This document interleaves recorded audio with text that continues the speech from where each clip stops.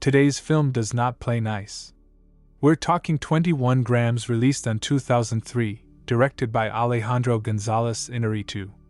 This is not a date movie. This is a life movie.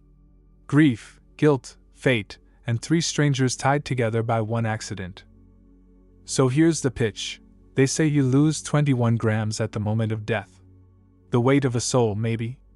A handful of coins, a hummingbird, a chocolate bar. Iñárritu takes that idea and builds a puzzle out of broken people. The film jumps through time like memory does. Past, present, future all bleed together. It's messy because life is messy. We follow three characters. Paul Rivers, a math professor with a dying heart. Christina Peck, a former addict who built a perfect life. And Jack Jordan, an ex-con turned born-again Christian trying to stay clean. One car crash connects them. After that, nothing is the same. This movie doesn't ask if you're ready. It just drops you in. Let me lay it straight, even though the film doesn't. Paul Rivers is sick. His heart is failing. He needs a transplant, or he's done. His wife Mary wants a baby before he dies, even if it means using his frozen sperm. Their marriage is cold, clinical, desperate. Christina Peck has the dream life. 2 little girls, a loving husband Michael, a clean house in the suburbs. She used to be an addict, but now she's all yoga and family dinners. Jack Jordan is out of prison. He's found God, works construction, preaches to anyone who listens. He's got a wife, 2 kids, and a temper he keeps buried under scripture. Then it happens. Jack, driving home from work, runs a red light. He hits Michael and the 2 girls. They die.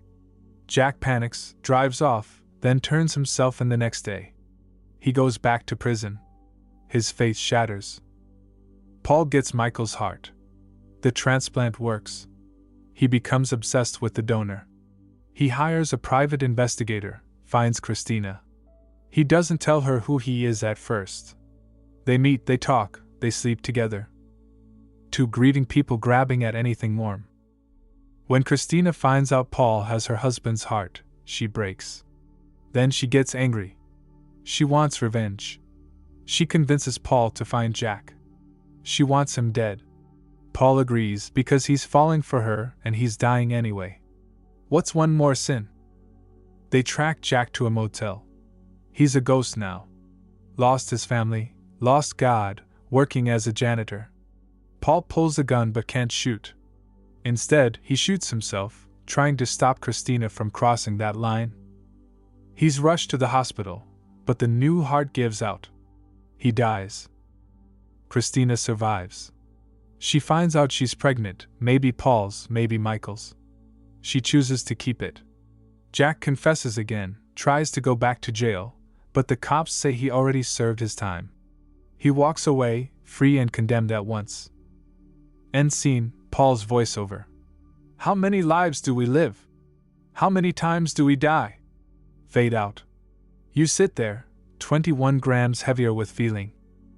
Iñárritu and his editor Stephen Mirione chop the story into pieces. We start at the end, jump to the middle, rewind, repeat. It's confusing for 20 minutes, then it clicks. You stop watching plot and start feeling cause and effect. Every choice echoes. His camera is handheld, close, sweaty. You're in the room, in the car, in the grief. He doesn't do pretty shots. He does real ones. Colors are drained, except for blood and memory. Rodrigo Prieto's cinematography makes winter look like a bruise. This is part of his Death Trilogy, with Amores Perros and Babel. Theme: how strangers' lives crash into each other. 21 grams is the quietest and the most brutal of the 3. 2 peaks, no contest. First, Christina at the morgue, identifying her girls. Laura Linney or Naomi Watts? It's Watts. No screaming. Just, "That's my baby.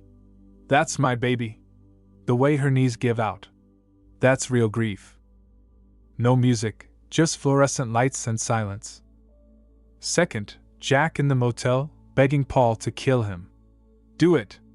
Please. I want to be with my lord. He's broken, bearded, hollow. Paul holds the gun, shaking, then turns it on himself. One act of mercy, one act of despair. The sound design drops out. Just breathing. You forget to breathe too. Sean Penn as Paul is a ghost in progress. Thin, tired, but his eyes are still doing math. He makes dying look like thinking. Naomi Watts as Christina should have won the Oscar. She goes from soccer mom to addict to avenging angel without ever losing the human part.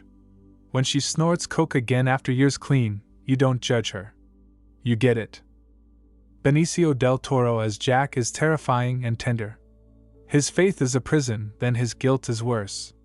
The tattooed knuckles, the trembling prayer. He's a man at war with himself. He got the Oscar nom and deserved the win. Supporting cast? Charlotte Gainsbourg as Mary and Melissa Leo as Jack's wife Marianne are perfect. No weak link here. The music score is mostly guitar, sparse, lonely. Santolala uses silence like an instrument. When music does come in, it's quiet, like a thought you don't want to have. No big orchestral swings. Just air and ache. The sound of a hospital machine, a car engine, a gun click, that's the real soundtrack. 21 grams is not fun. It's not popcorn. It's a film that sits on your chest and asks you to carry it for a while. It's about how death gives life weight. How 1 second can rewrite 3 futures. How guilt and love look the same sometimes. If you want easy, watch something else. If you want truth, watch this. The nonlinear style is not a gimmick. It's how trauma works. You don't remember in order. You remember in pain. Inarritu made a film that trusts you to feel without telling you how. The acting is raw, the direction is bold, the story is human. Watch it when you're ready to be wrecked and rebuilt. Keep a light on after. You'll need it. That's the show. Stay human, stay here. Thank you.